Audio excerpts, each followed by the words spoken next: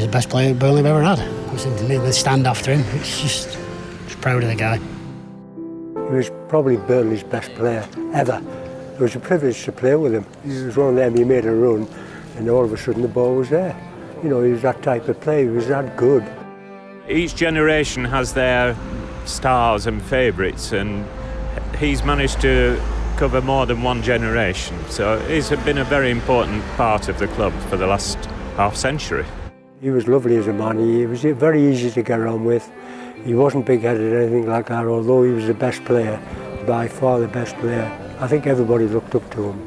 Jimmy McIlroy and Danny Blanchard were the most beautiful footballers that you could ever see on a pitch. They were artists. When I played football, I was Jimmy McIlroy.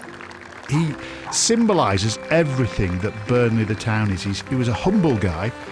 He'd say hello to anybody, he'd downplay his achievements, but he was fiercely and staunchly loyal to Burnley the town and the football club, and that is the scene that runs through all of us. It really is.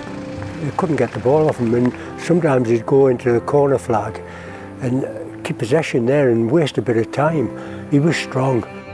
You know yourself, anything that gives you pride in your town is sensational, and we've hung on to that for generations. That's why there's so much love for Jimmy McIlroy.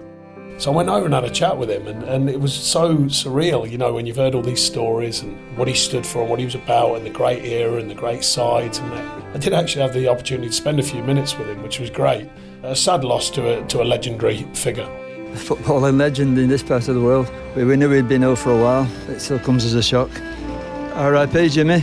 Bless you, mate.